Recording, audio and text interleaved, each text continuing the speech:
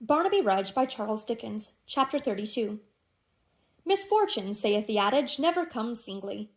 There is little doubt that troubles are exceedingly gregarious in their nature, and flying in flocks are apt to perch capriciously, crowding on the heads of some poor wights until there is not an inch of room left on their unlucky crowns, and taking no more notice of others who offer as good resting places for the soles of their feet than if they had no existence.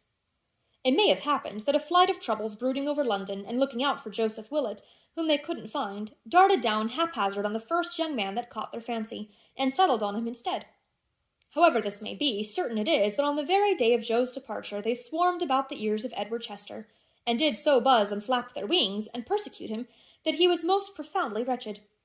It was evening, and just 8 o'clock, when he and his father, having wine and dessert set before them, were left to themselves for the first time that day.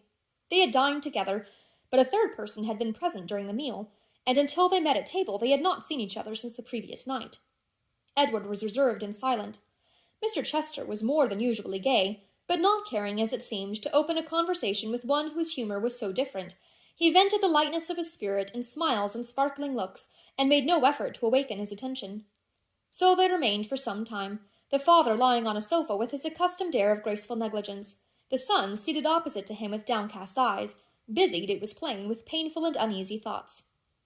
"My dear Edward," said Mr. Chester at length with a most engaging laugh, "do not extend your drowsy influence to the decanter. Suffer that to circulate, let your spirits be never so stagnant." Edward begged his pardon, passed it, and relapsed into his former state. "You do wrong not to fill your glass," said Mr. Chester, holding up his own before the light. "Wine in moderation, not in excess, for that makes men ugly, has 1,000 pleasant influences. It brightens the eye, improves the voice, imparts a new vivacity to one's thoughts and conversation. You should try it, Ned."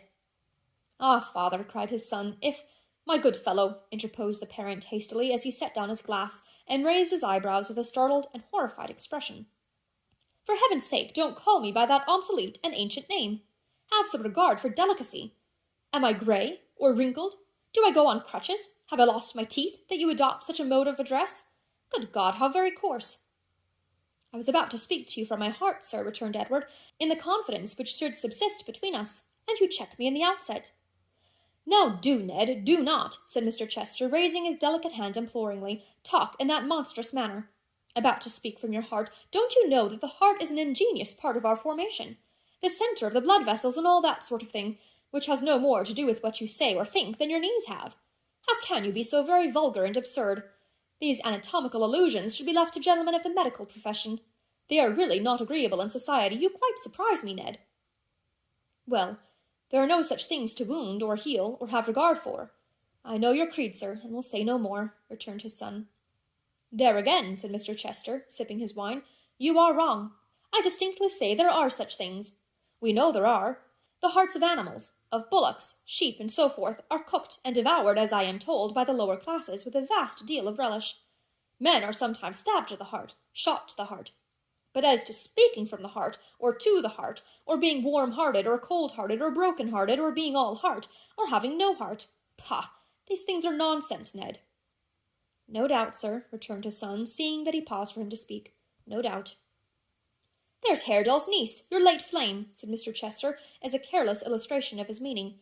"No doubt in your mind she was all heart once. Now she has none at all. Yet she is the same person, Ned, exactly." "She is a changed person, sir," cried Edward, reddening, "and changed by vile means, I believe." "You have had a cool dismissal, have you?" said his father. "Poor Ned! I told you last night what would happen. May I ask you for the nutcrackers?" "She has been tampered with, and most treacherously deceived," cried Edward, rising from his seat. "I never will believe that the knowledge of my real position, given her by myself, has worked this change. I know she is beset and tortured. But though our contract is at an end, and broken past all redemption, though I charge upon her want of firmness and want of truth, both to herself and me, I do not now and never will believe that any sordid motive, or her own unbiased will, has led her to this course. Never." "You make me blush," returned his father gaily, "for the folly of your nature, in which, but we never know ourselves, I devoutly hope there is no reflection of my own. With regard to the young lady herself, she has done what is very natural and proper, my dear fellow, what you yourself proposed, as I learned from Haredale, and what I predicted, with no great exercise of sagacity, she would do. She supposed you to be rich, or at least quite rich enough, and found you poor. Marriage is a civil contract. People marry to better their worldly condition and improve appearances. It is an affair of house and furniture, of livery, servants, equipage, and so forth.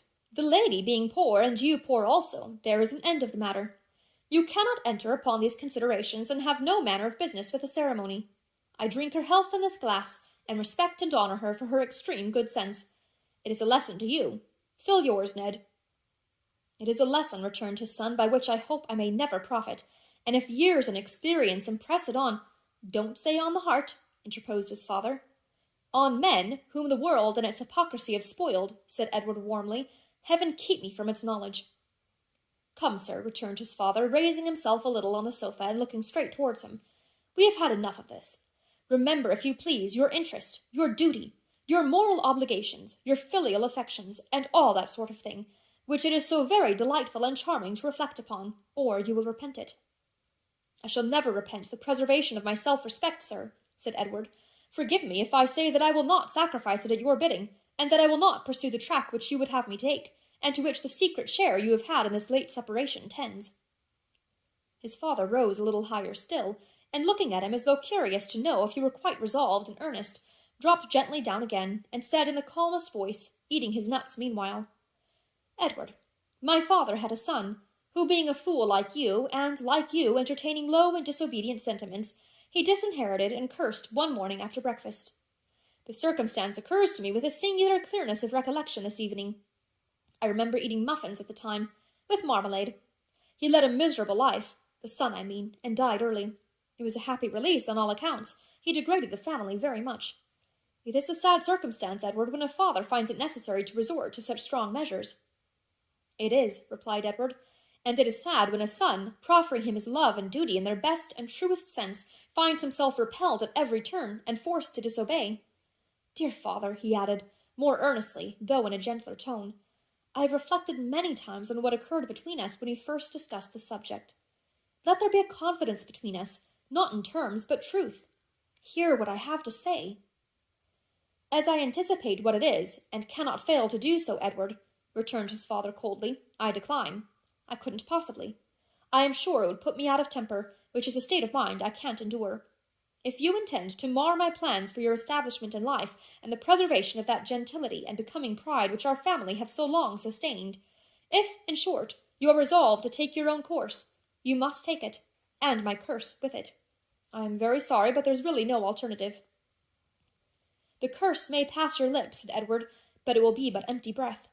I do not believe that any man on earth has greater power to call one down upon his fellow, least of all upon his own child, than he has to make one drop of rain or flake of snow fall from the clouds above us at his impious bidding. Beware, sir, what you do. You are so very irreligious, so exceedingly undutiful, so horribly profane, rejoined his father, turning his face lazily towards him, and cracking another nut, that I positively must interrupt you here. It is quite impossible we can continue to go on upon such terms as these. If you will do me the favour to ring the bell, the servant will show you to the door. Return to this roof no more, I beg you. Go, sir, since you have no moral sense remaining, and go to the devil at my express desire. Good day. Edward left the room without another word or look, and turned his back upon the house forever. The father's face was slightly flushed and heated, but his manner was quite unchanged, as he rang the bell again and addressed the servant on his entrance.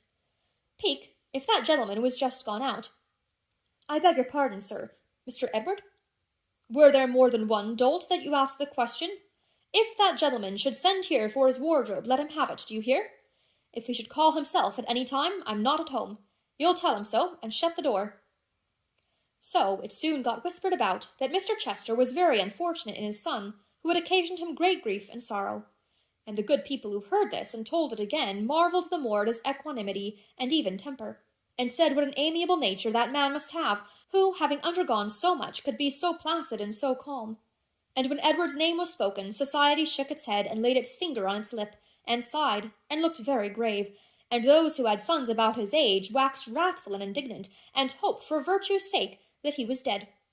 And the world went on turning round, as usual, for 5 years, concerning which this narrative is silent.